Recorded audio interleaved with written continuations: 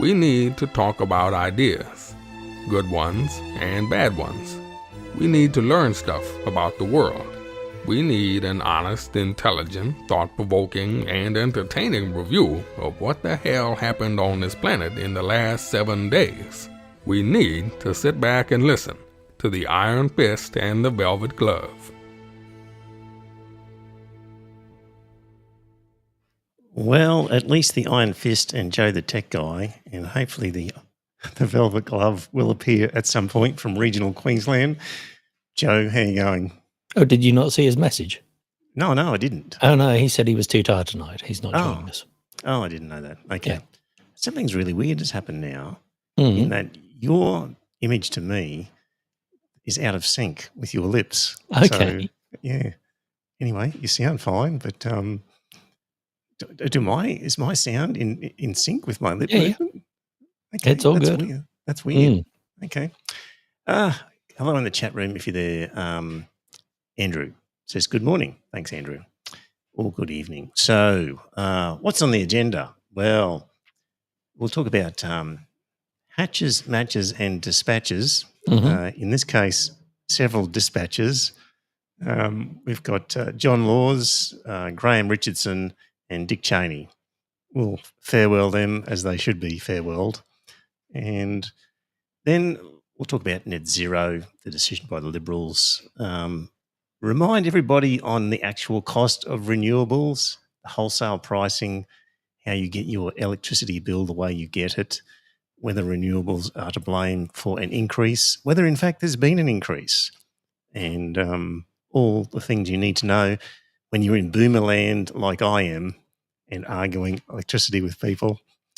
And then we'll talk about this AI app where people can upload video of their deceased mother, relative, and this app will recreate an AI version of your deceased relative so that you can talk to that person during your everyday interactions and deal with your dead mum or dad as if they were alive through the magic of AI. And then maybe they'll suggest you should commit suicide. And if that doesn't sound creepy, I don't know what is. And we'll see how we get through all the topics and where we get up to by then. So, Joe, my week, well, first of all, missed you 2 weeks ago. The key reason was you would have picked up that I had the wrong audio going. Right.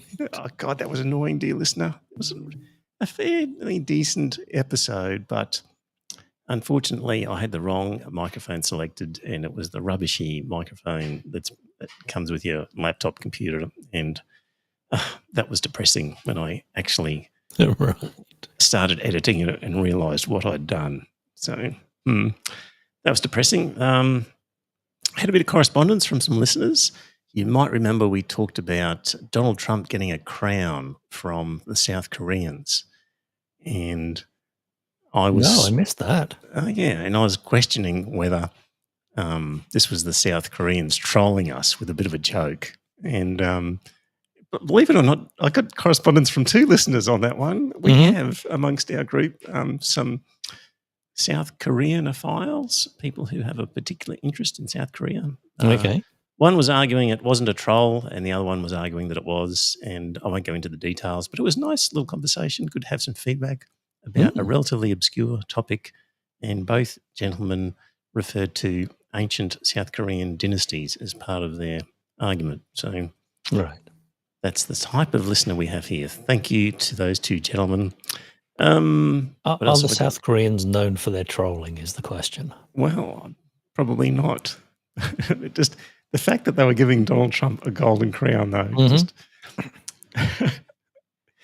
had me wondering. But anyway, I was down in Sydney for a week, Joe, running around madly doing my paid job, and got it all done, got on the plane, flying back, and sitting directly behind me on the aeroplane, Joe, was one of the worst things you could possibly imagine. A 2-year-old kicking your seat? No, worse. An anti-vaxxer? Well, close. A member of the Liberal Party? Pauline Hanson. A loud American. Oh, okay. Talking to a seemingly naive and gullible young lady who about how to run property scamming seminars and get rich quick scams. Mm-hmm. And he was talking about having these seminars, getting people on stage, and within 15 minutes getting them to sign up for more. A pre-approved loan amount and sign them up to a property. Right. And his aim was to do this in 15 minutes to show everybody how easy it was. Mm-hmm. And the various ideas he had in his head for getting people to submit their documents beforehand and encouraging people to come up with stuff and offering them incentives. And, to my credit, Joe, or maybe not to my credit, I was sorely tempted at one point to just turn around to these two and say, I've been listening to what you've been saying and I've lost count of the number of laws you will break if you do half the things that you're proposing to do here in terms of financial advice without a license, selling real estate without a license, just being real shits for just trying to coerce people into a major decision in a big hurry because it'll make you wealthy. And but I held back. But I was for the podcast. It would have made great material. But isn't there a cool down period? I would have thought so. So I haven't dealt with property law for 25 years, but I think there is one now. But it just made me sick as this loud American just unashamedly started listing the ways that they could scam people. And anyway, and of course they arrived. Were they acknowledging that it was a scam? No, this was just, business. Oh, right. Yes. And bit of arsehole. And of course the plane landed in the Gold Coast, so they were at the ideal location for that. Yeah. So that was Boomer and their money is soon parted. So that was that. Hello, Alison, in the chat room. Good on you, Alison. So hatches, matches and dispatches. So 3 significant deaths, 2 of them local, 1 of them overseas. John Laws, Joe, he died. Now, this is a guy who was caught in the cash for comment scandal.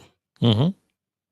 Him and Alan Jones, 2UE radio announcers, and they would basically make favourable comments about companies and businesses, and they would be being paid for that, and nobody knew.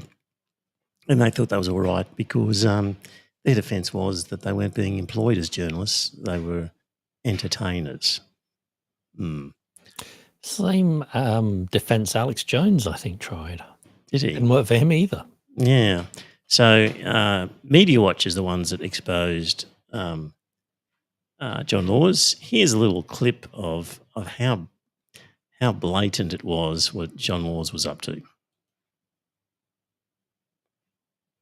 Cash for comment was a whole subterranean world of opinions, views, messages, declamatory statements being offered to the public in exchange for money. John Laws was the first big fish exposed by Media Watch's Gold Walkley-winning investigation into cash for comment. So here's how it works. The bank makes $2.2 billion profit. The bank closes branches. The bank loses 2,500 staff. And then they do it all over again. But then there was this magnificent flip. We do forget sometimes when we criticise them that banks are made up of people. So there you are. See, banks make very big profits. But are they unreasonable about it? Maybe not, when you know the whole story. Making hay for commercial radio, the banks and Media Watch all at once. So that's just one aspect of John Laws, and he's getting a state funeral. So apparently Kyle Sanderland's was in tears about it. Well, John Carl Laws, Sandl- apparently that he was a good friend. Carl Sandilands will probably get a state funeral as well. Well, yes. When he leaves the planet, Joe. But yeah, so not only cash for comment, but he was a racist, misogynist, homophobe, a rape and pedophile apologist. Used his platform to influence, to divide, and to spread hate. Good riddance, as some say. Joe, you know, the good thing about defamation laws, once they're dead, you can say what you like about this. You can finally say this stuff about people. There were allegations, insinuations about somebody who's quite large in British TV circles. Yes. People were saying, yeah, when they die, all these stories will come out, but they don't dare come out because of defamation law. Yes. So what else did John Laws do? Laws brought an elderly man to tears on live radio this morning after the 80-year-old called into Laws' 2SM morning program to share his story about sexual abuse as a child. Laws called the elderly man, named Brian, a wet blanket and suggested he go to the pub and have a lemonade, for God's sake. And, you know, what else did he do here? In 2013, he asked a female caller claiming a history of sexual abuse if her molestation at age 6 had been her fault. After detailing a history of abuse at the hands of 5 male family members, her father, brothers and uncles, Laws asked how old the woman had been when the abuse began. She said it began at age 6 and continued until she was 16. Quote, "My God, they were having a good time with you," said the broadcasting legend, missing the sensitivity of the matter. This guy gets a state funeral, and people like John Hewson, who I think is a rare animal, a reasonable, well, I guess former Liberal. Mm-hmm. It's Varley when you're saying I believe so in Latin. Yes, Varley John Laws, perhaps our greatest broadcaster, entertaining, astute, personable, and always comfortable to listen to, even when being interviewed. Splendid bloke. I'll miss him. These people living under a rock, you don't have to be with your finger on too many pulses to know the history of John Laws and cash for comment and these other things. Yeah. Just behave like an absolute prick and get a state funeral and have former Liberal leaders like John Hewson say what a good guy you were. Next, Graham Richardson. Do you remember him? In the chat room, Alison says, "It's a good riddance from me." Good on you, Alison. Graham Richardson was a power broker in the sort of Hawke Keating years. Oh, okay. Before my time. Yeah, funny-looking character. When he was at high school, his father took him out and pranged the car, and Graham went through the windshield, 200 stitches, fixed up his face. Anyway, his parents were into the union movement, so he got into the union movement, and the Fibro home became a command centre for perpetual political struggle, the phone ringing continuously for all hours. By the way, what I'm reading from here is Guy Rundle. So Guy Rundle just does a private newsletter type thing. I think it's Substack or something else, one of those sorts of things. Mm-hmm. But, he got sacked for crikey. So yes. He writes... So this is quite an interesting one. And he said that he's just a really scheming sort of guy who hated his enemies. He was ensconced in the Catholic right. He pursued the factional fight against the left with a surplus hatred and turned a political struggle into a violent shit show. The near fatal bashing of Peter Baldwin, a guy from the left faction, was ordered by him, according to Rundle. He's saying that Graham Richardson ordered the near fatal bashing of Peter Baldwin, a member of the New South Wales left faction. Again, the things you can say now that somebody's dead. And and that it was just the most serious of what was a period of physical intimidation and lesser bashings in the period when the right was gaining ascendancy. So, according to Guy Rundle, Graham Richardson ordered the near-fatal bashing of one of his factional opponents, and that wasn't the only bashing he organised. Rundle says he was good at deals because he simply observed no conscious barrier between getting personal advantage and a political hook he needed. He got the payday he needed when Rene Rivkin, ever remember Rene Rivkin? Again, I know the name. Businessman, shady, Enrico and some other investors bought the Alpine Offset Printing Company from Kerry Packer in 1992. The sole asset of the company was a printing plant. Well insured, Joe, for $53 million, about $125 million today. And did it burn down? Yes. How did you guess? Yeah, well insured. Guess what caused the fire? Carelessly discarded cigarette. Close. A staff barbecue. Oh. The money from that and a series of later stock market rampings of what is now a shell company went into a Swiss bank account which ASIC pursued for years. According to Guy Rundle, did Rivkin and Richo burn it down? I mean, of course they did, although no other directors almost certainly had knowledge of the scheme. Other directors almost certainly had no knowledge. What else did it say here? The faction that he was supporting or working for was the right faction, but it fell apart because he introduced Eddie Abid into it, notorious Sydney figure. Power broker. And that performed the final fusion between faction and organised crime. He's a good writer, Rundle. It's a good turn of phrase. He, Richardson, brokered the factional deal between Anthony Albanese's left faction and the Conroy right faction. And the Conroy right faction is now Richard Marles. So this weird factional alliance that's currently running the ALP in federal parliament between Albanese's left and Richard Marles on the right, with the result that all we get are right-wing policies out of Labor. Yeah. Apparently we can thank Graham Richardson for.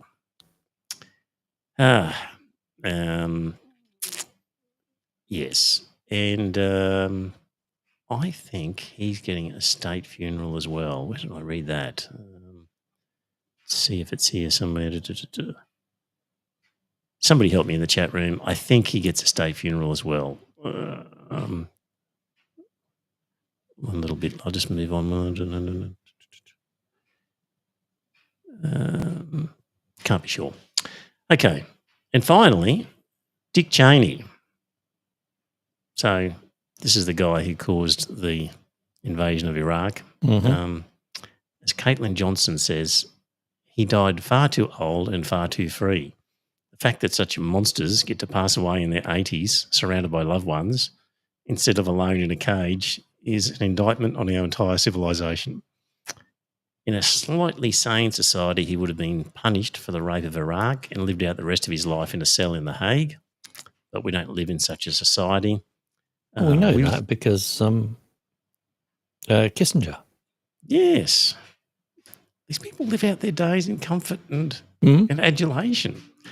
We live in the sort of society that lets a man unleash a chain of events which kills millions and displaces tens of millions, causing more human suffering than the mind can possibly comprehend, and then live out the rest of his life in comfort and privilege with zero consequences of any kind.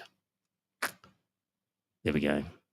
3 deaths of 3 deplorable characters, and they're getting praised left, right and centre by people who should know better.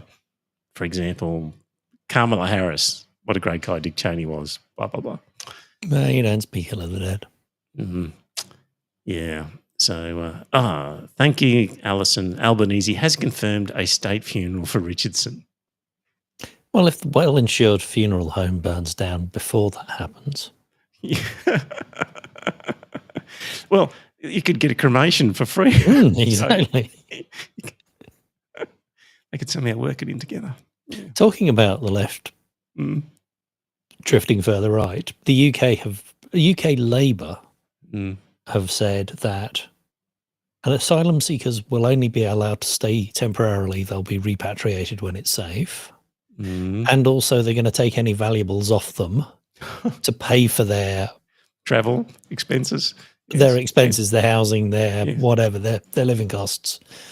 Stephen Yaxley Lennon, better known as Tommy Robinson, Yes. who's a fascist instigator in the UK, Yes. has said, the Overton window has been obliterated. Well done, patriots.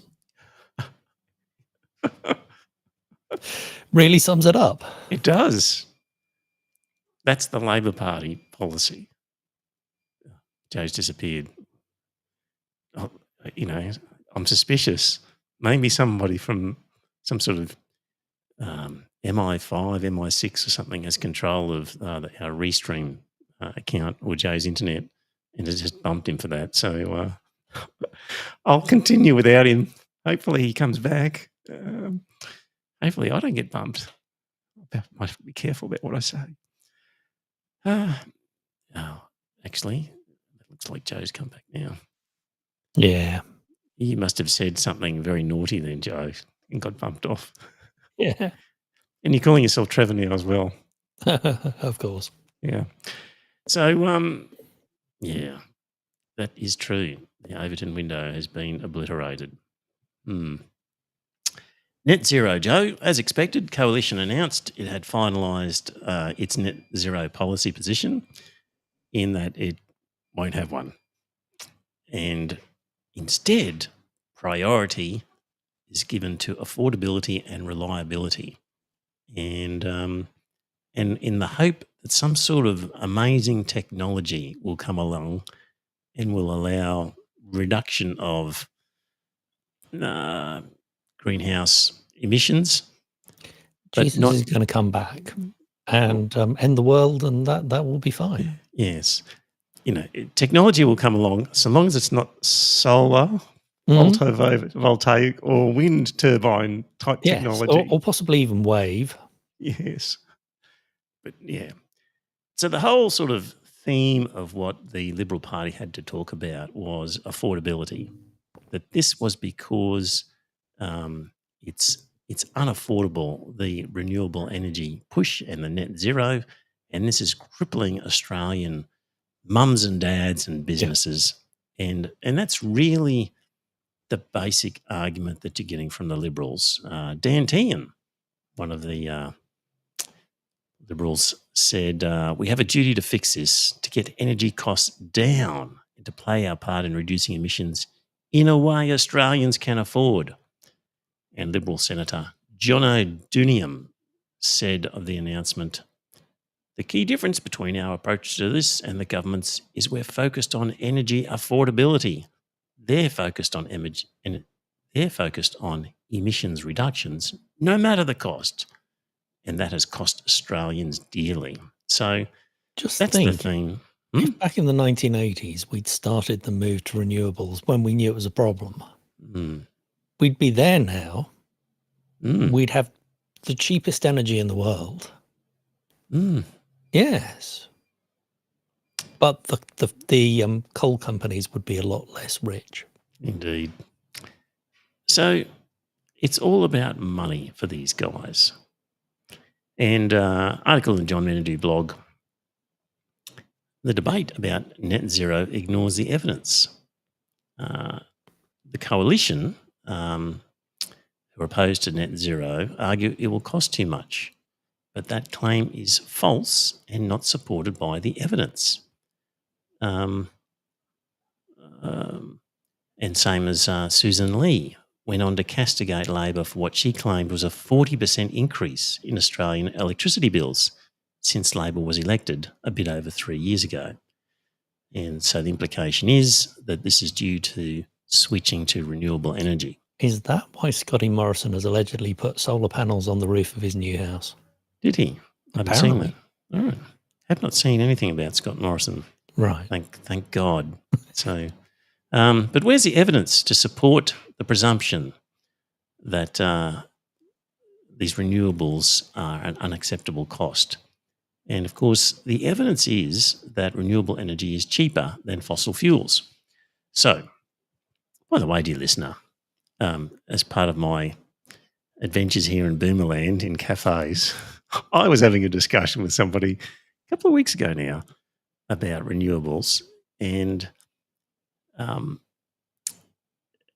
obviously they'd been reading the Courier Mail or watching Sky News, and so, dear listener, if you are about to hear what I'm about to tell you about renewables, and you're making notes about the cost of coal and gas versus cost of renewables and all the other things that we're about to talk about, and you've got a mental note of it, and you're caught in a cafe with a boomer or something like that, and you're ready for the argument, the first thing you have to do is you have to say, before we begin, do you accept the expertise of large scientific organisations like the CSIRO? So if they say something about the cost of things, can we agree that we can use those figures as authoritative?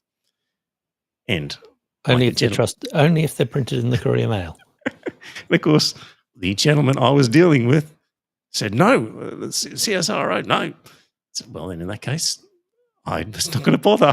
Mm-hmm. Why? What can I do? Well, there's just no point. Facts are not going to change people's mind. If anything, you say, if an organisation that you trusted came out with these figures that said actually renewables were cheaper, would you change your opinion? I think is the first question. Yes. And then start drilling down on what evidence it would take and how you find out whether or not the organisation is trustworthy. Because it is nothing to do with the evidence. It's all to do with, is this coming from my group or is it coming from an outside group? Indeed. So do that first, dear listener, before you get into an argument in the cafe, because you just cut to the chase straight away, because that's where the issue is. And but if you do happen to be with somebody who does accept that these large scientific bodies are relatively authoritative about the cost of energy, then you could say things like, a couple of months ago in August, the Climate Council produced a report on what is the cheapest form of electricity in Australia. The report was based on evidence from Australia's leading energy and science bodies, including the Australian Energy Regulator, Australian Energy Market Operator, Australian Energy Market Commission, and the CSIRO. And the principal conclusion was that their analysis consistently shows that renewable power, backed by storage like pumped hydro and batteries, is the most cost-effective way to keep reliably powering Australian homes and businesses. Solar is so cheap that they're going to start charging you to take it. Yes. So on average, according to the Climate Council report, in 2024-25, so this isn't even conjecture, an opinion about what things might be, the actual wholesale price from renewables was $74 per megawatt hour compared to $136 for coal and gas. So there we go. Joe's been bumped again. Oh no, he's back again. I don't know what the hell's going on. Yeah, I don't know what either. Yeah, you just, I think I'm the one talking there and it's bumping me. So anyway, so yeah, based on the figures from 2024-25, the actual amounts paid, the actual costs, renewables were cheaper. And it's the high international price of gas which has played a part in driving up household power bills over the past few years, because gas is expensive. And gas prices drive 50 to 90% of pricing periods in the national electricity market. So, and also there's been outages at coal-fired power stations. So not only are renewables cheaper, but it's gas that's really driving a lot of any increases. And so that's what has been paid. And of course, the Gen Cost final report from the CSIRO, which looks at the cost of new build electricity, where you look at the cost of building the infrastructure, running the infrastructure, then dismantling the infrastructure, and then look at what energy you get from that infrastructure and the various costs associated with all of that. Wind and solar, 120 to 170, and gas 199. Already, 40% of Australia's electricity comes from solar, wind and hydropower. And the other thing is, of course, is the renewables. The cost is falling all the time and expected to fall further. So in the past year alone, the cost of battery storage has decreased by about 20%, and the cost of large-scale solar has dropped by 8% for the past 2 years in a row. Blah-de-blah-de-blah. All of the evidence is that it's renewables that are cheap. It is the fossil fuel that's expensive. So even ignoring the things to do with helping the planet avoid global warming, just on selfish cost reasons. Mm-hmm. Add into that, if you accept, again, do you accept the scientific evidence that carbon in the atmosphere is causing heating of the planet and melting of ice caps, which will then cause the raising of, ocean levels? Government interference in free business is socialism, and that's Yes. bad. Yes. Well, and those same people, Joe, Mm-hmm. the only body that will ever build a nuclear power station Yeah, I know. is a government one, because no private enterprise is going to do it. Yeah. Well, not without cast iron guarantees on price.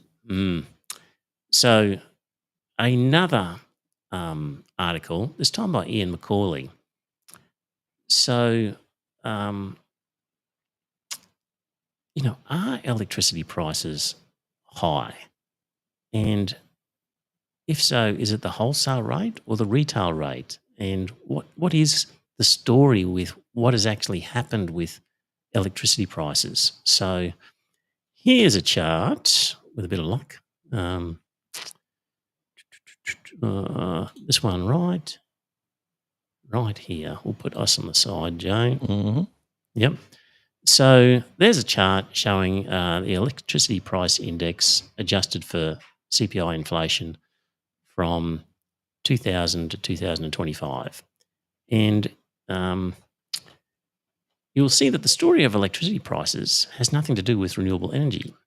After staying pretty well unchanged in real terms over an almost 30-year period, from 1980 to 2009, electricity prices almost doubled in a short period.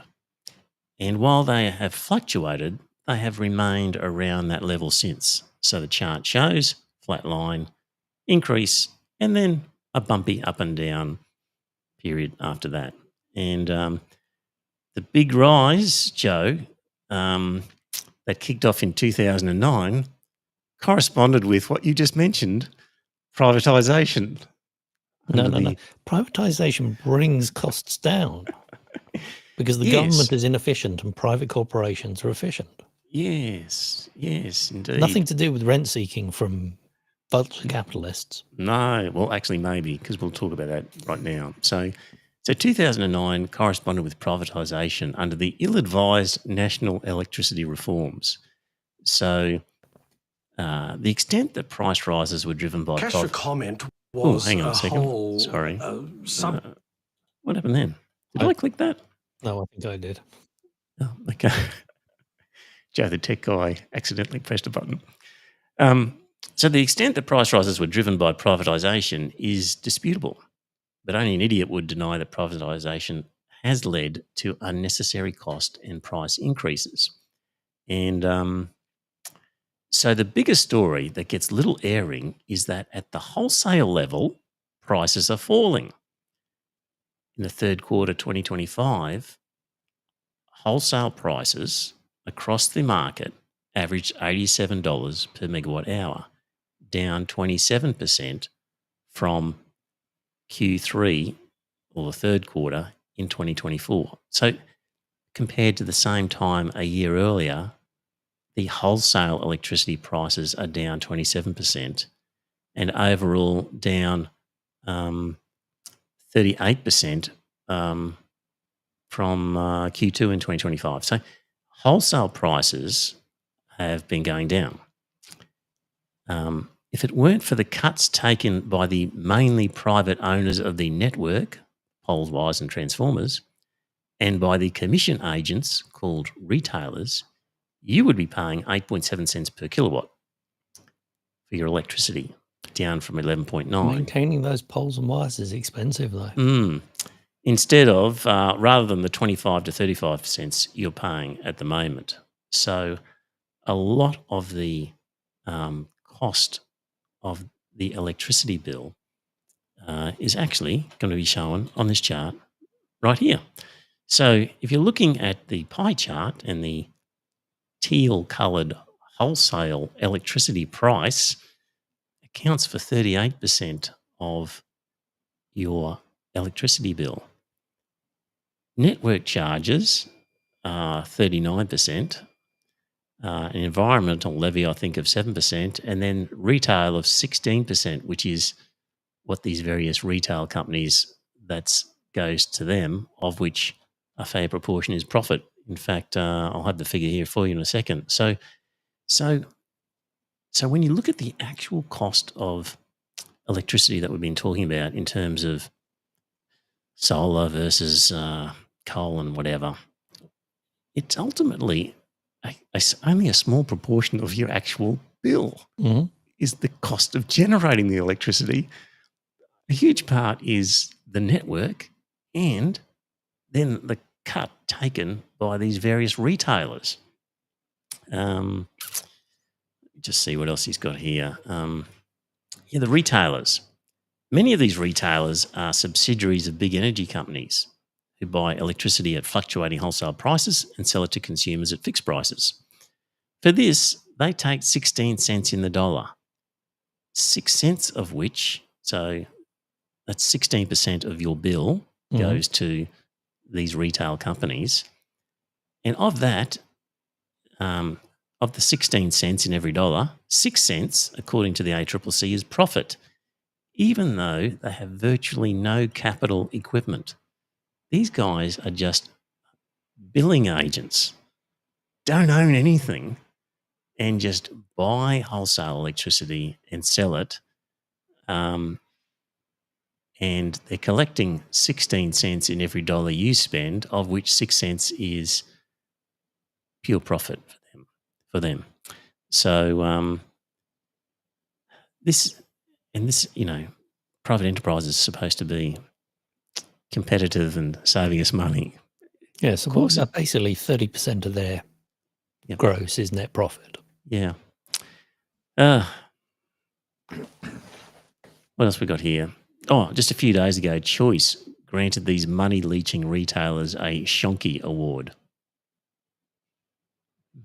Joe, this is where the Chinese have got it all over us, because they maintain control of these sorts of things and don't let companies come in and make profits from everyday infrastructure that people need.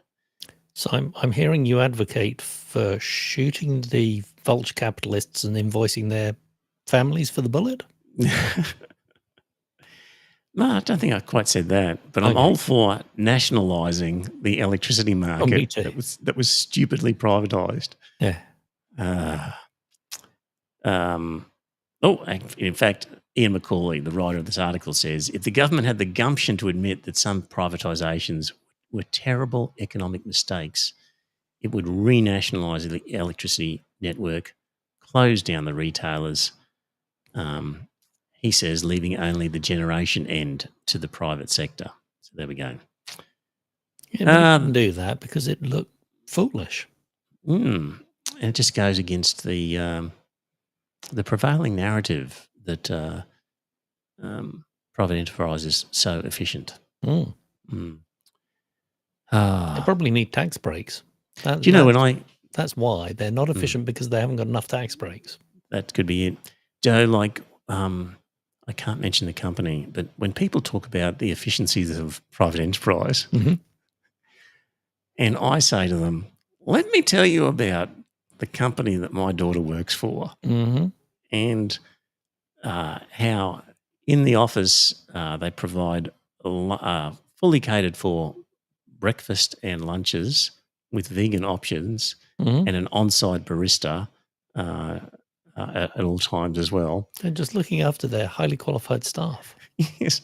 I say, if Queensland Rail was doing that for its employees, people would be going, that's outrageous, the public service wasting money. But this company is one of the most private enterprise companies, and they've decided to do that. Anyway. So still on net zero, what is happening in terms of the polls as a result? Joe, the polls. Put some up on the screen there as well. So this was taken during the week where there was obviously conniptions in the Liberal Party, and they were clearly about to roll over and declare net zero as being over for them. And in terms of the sort of voting, primary vote, Labor 38%, Coalition down to 24%, and the One Nation rose 4 points to 18%. Coalition 24, One Nation 18. And Joe, of the let me just find it here. Worse still, once you strip out the Nationals, the Liberal Party is sitting on roughly 20%, propped up in large part by the LNP vote in Queensland. So One Nation is getting close to overtaking the Coalition. There's a poll of 1,000 voters. And as bad as the Liberals are, they're still better than Pauline Hanson. Penny Wong said about the Liberals, they're trying to outflank Pauline Hanson. And what I'd say is to Susan Lee and to Andrew Hastie and to Angus Taylor is you can't be more Pauline than Pauline. There is that. On the plus side, it splits the vote, doesn't it? Although with preferential voting, does it really matter? I don't know. Because the votes still flow down to the LNP. What else is in that one? In terms of, the youth vote, clearly Gen Z, 51% Labor, only 10% Liberal. Millennials, Gen X, and baby boomers, they're all, but it's the youngest generation is the one that's clearly wants nothing to do with the Liberal Party.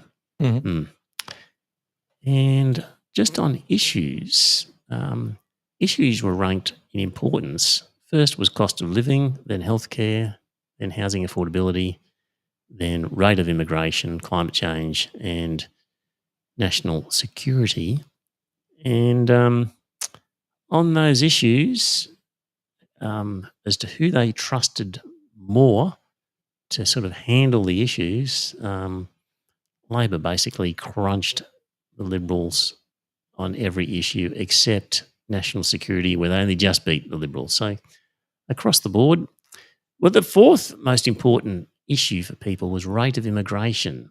And when asked which is the party best able to handle this issue, the party that rated as best able to handle the issue, 27% thought One Nation was the best equipped to handle our rate of immigration. 27 One Nation, 20%. Pauline would kick all the Aboriginals out because, they're just dole bludgers. Just while she's at it. But to keep those Muslims out anyway. Well, yeah. Yeah. If immigration is such a high issue for people, above climate change and national security, then Pauline Hanson's appeal is just going to get stronger. So, yeah. So that's the sort of what's the wash up of the net zero and what effect it's had. So in the chat room, Landon Hardbottom, he's joined us. Good on you, Landon. And John joined us at about 8 o'clock our time, asking what I've missed. Just the best half hour of podcasting you'll ever get, John, is what you missed. I'll have to download it. Joe, who needs real people? AI, you're one of the I'm relying on you, Joe, when it comes to AI, because you're quite disparaging about the so-called miracles it's going to perform in our society and in changing our lives. You're less than enthusiastic. I think there are use cases where I'm sure it will be great, but the vast majority of ideas that are being dreamed up, I mean, if you remember the blockchain boom of 5 years ago, or whenever it was, possibly 10 years ago, it was going to be the technology that saved the world, and everyone was frantically blockchaining everything. And do you hear a thing about it these days? What was blockchain about? It's what crypto's based on. Oh, okay. All right. And just by cryptoing everything, I mean, effectively change our lives. Yeah. So the idea it was a public directory of information that anyone could see, but it was all encrypted, and therefore you couldn't change it. So it was every transaction was published, and you could go and validate everything. And they were trying to dream up uses for it. Yeah. And AI is much the same. They're looking for ways of using it. And actor Callum Worthy has gone viral for posting an ad on Twitter for the 2Y app he co-founded, which promises users the ability to upload footage of a loved one, which will be converted to an AI avatar that they can continue having a relationship with years after their loved one has died. And I know, dear listener, you're dying to see the ad or hear the ad if you're listening to the audio version of this podcast. Here we go. I'll play this.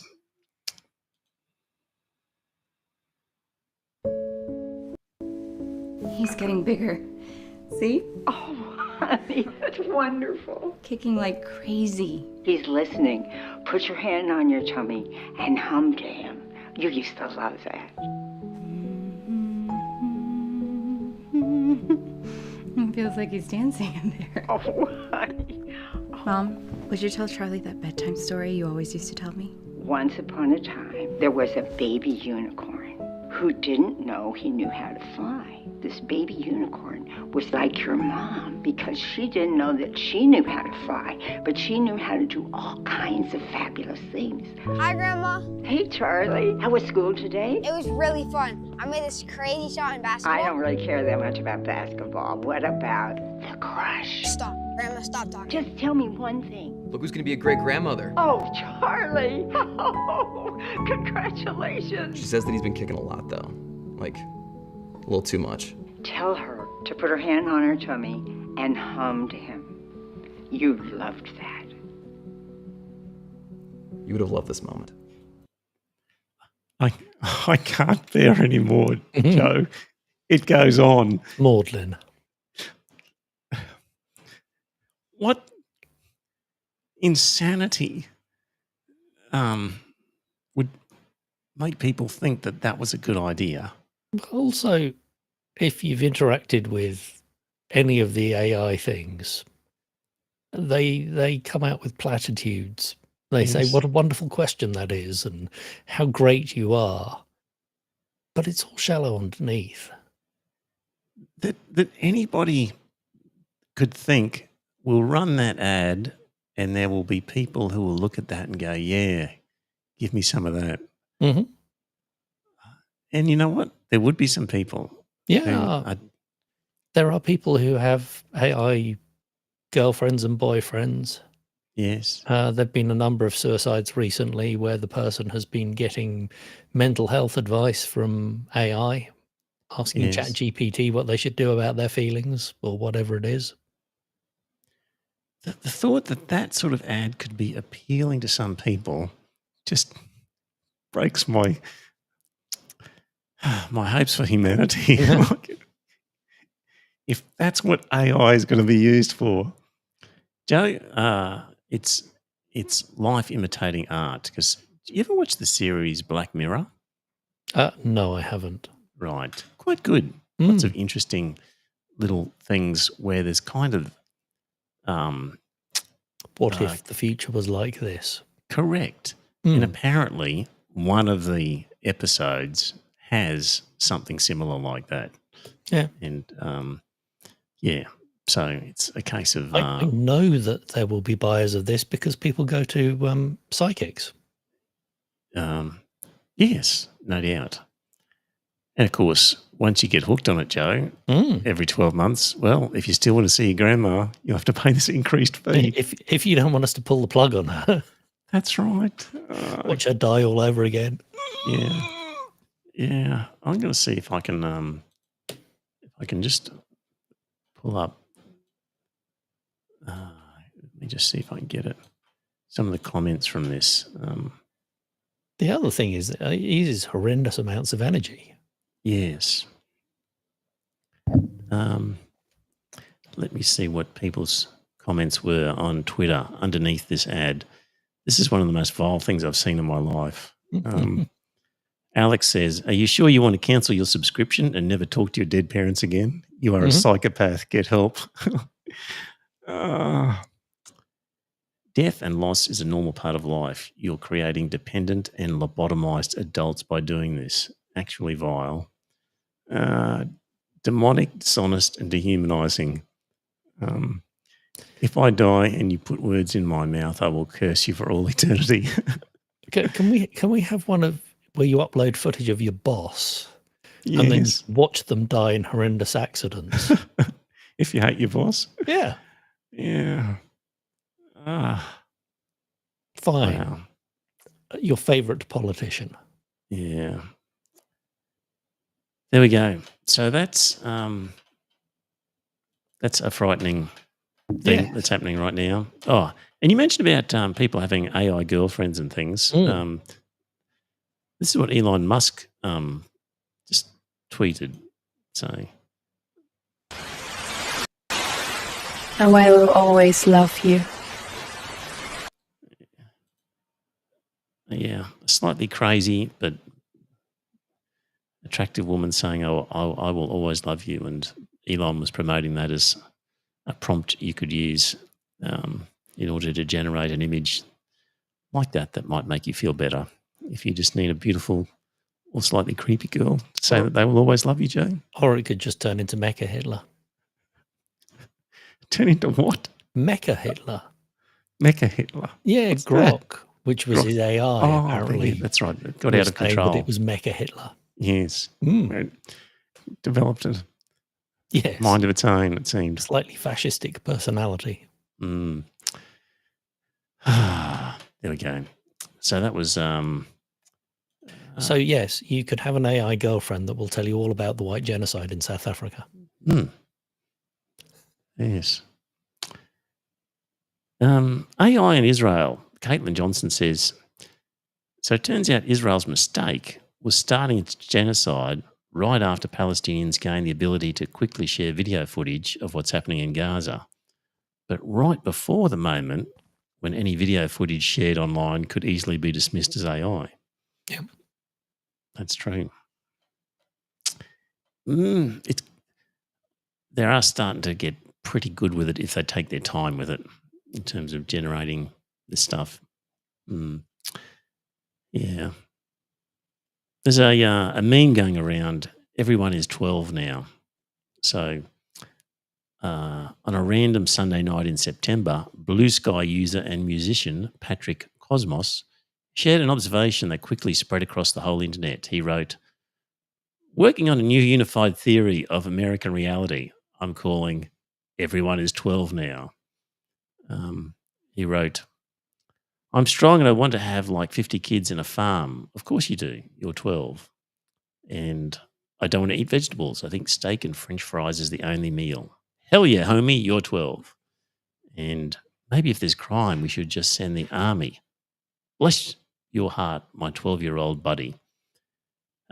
Basically saying that a lot of thinking in America, according to this guy, is what you'd expect from 12-year-olds. And people are applying the theory to everything from anti-vaxxers to users of generative AI. Yes, people referenced the post after President Donald Trump shared an AI-generated video of himself dropping molten poop out of a plane onto No Kings protesters. Remember that one? Yeah. Yeah, of course you would. Of course you do that. You're 12. Mm-hmm. So, no, I don't think he's that mature. Perhaps not. So, he's like a toddler with his temper tantrums. Yeah. I'm going to talk about that later in reference to just world affairs. Next week, I'm going to do a solo next week. I'm going to record it at some stage because it's time for me to just have a rant. Have a rant, a solo rant. That's it, where I basically explain. Oh, there you go. And Joe's decided to disappear. Did you? He's coming back. Hey, did you decide to disappear just because I threatened to have my solo rant? I was letting you have your rant on your own. No, I'm getting it ready. Right. It'll be for next week, dear listener. Just me as I explain the world and how we got to this state. And I'm sure you could get your AI to generate it for you. I could. Mm. Yeah, I could say, just go through the transcript of the last 486 episodes and summarise it, please, in an hour-long podcast. You know, worry about. Do you remember I did that experiment where I put an essay into it? Yourself. I put that essay into it, and it generated a podcast with two people talking about it. Yeah, but as part of that, I'd made some derogatory comments about Israel, and the AI podcast got very worried by that, and put in a lot of warnings. This is the problem as well with AI. Not only is it slop, Joe, a lot of the times, or used for truly, what's that? Stolen slop. Stolen slop, yes. Just grabbing copyrighted items from around the world. And so stolen slop, but then which might play with people's capacity to be delusional in the terms of an avatar of your deceased. But if you're relying on it too much, it's, do you really trust the elites in charge of AI to not guide the AI answers in the direction that they want the answers to be? No, not at all. You're going to miss out on so much, and you're just going to be sped what they want you to hear. Yeah. It should be incredibly dangerous. Google does its AI summary at the top of the page. Yeah, that's to stop you clicking on the links and moving away from their adverts and spending more time on their page. But of course, they've stolen the content from the pages they've indexed to give you that AI summary. So they're taking the content and never actually sending you off to their site to see the adverts on that site or whatever. Yes, of course. Do you ever use DuckDuckGo? I do. I find it less useful. I also have an instance of SearchNG, SEARXNG, which is it's an aggregator. It strips all the crap out. There are free instances on the internet, or you can run your own copy. Basically, you send the search to it. It then goes off to a bunch of search engines and pulls back all the results. Okay. So what would I miss if I was doing searches on DuckDuckGo that I wouldn't get, that I would get on, like, the good stuff? Or what's the good and the bad that I'd miss out on? It's probably closer to unfiltered results because obviously Google plays with the ordering of results. And I think DuckDuckGo is less complicit in that. It just seems less polished and less okay. Yeah. I just should give it a go and see. Yeah, absolutely. Yeah. Okay. Well, I reckon that's enough. I mean, there's all sorts of things going on in the world. Operation Southern Spear. Between now and next week, it wouldn't surprise me, Joe, if the Americans decide to just start dropping bombs on Venezuela, because according to the Americans, they are narco-terrorists. Which, well, yes. supposedly a justification for that. The boats they've bombed, apparently evidence has come out that what a surprise, it was innocent people. Mm. That they weren't narco-terrorists. Yes. Well, they don't have to be, according to the US, if they're just affiliates of Right. narco-terrorists. That's close enough, they've said. The Nobel Peace Prize winner, Machado, is saying, yes, the US should escalate its actions against Venezuela. That's from a Peace Prize winner wanting the US to start a war overthrow the against, government so that she can take control. Yes. against her own country. Well, yeah, I mean, if you have what you consider to be a dictator in charge, you want a foreign country to intervene so you can take control. Yes, and it doesn't matter how many people get killed in the process. And, yeah, of course, a benevolent foreign power like the US will put in a wonderful leader. I mean, it's not like they ever put in place some sort of right-wing dictator type character. Pinochet? Yeah. Or if they did, they wouldn't openly acknowledge that they're going to do that. So remind me, where's maybe the term Kissinger did. banana republic come from? So, yeah. Yeah. I mean, nothing to worry about Venezuela or Machado. I mean, if the Americans come in, of course, they'll just restore freedom, put a nice person in charge. Particularly under Trump. And, of course, all of the oil will finally be able to be extracted properly by US corporations. Oh, talking of oil, apparently the energy companies over here have got carbon capture and storage working. Right. So they're capturing carbon dioxide out of the atmosphere, pumping it into the ground, and using it to pressurize oil wells. I don't know what's going wrong with Joe. Yeah, it's my local network interface. I don't know why. Yeah. Yeah, so they're using the carbon dioxide that they're sticking under the ground to save the climate, to pressurize oil wells to pump the oil out more efficiently. This is a type of fracking, isn't it? Right, with carbon dioxide. Yeah, instead of pumping water down, they're pumping carbon dioxide down. Right. And does carbon dioxide actually stay down there? Oh, that's a very good question. Okay. But just it's carbon dioxide is pumped down, but incredibly concentrated carbon in this form of oil comes out. See, they're replacing the carbon that they're taking out of the ground. Yeah. I suppose it's better than fresh water, Joe. Maybe. Maybe. Yeah.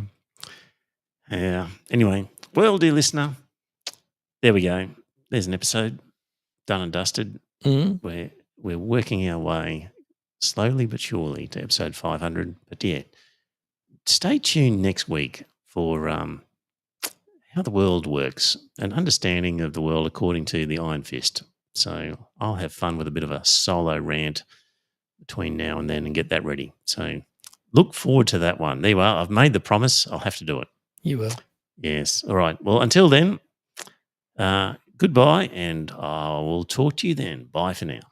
And it's a good night from me. And it's a good night from him.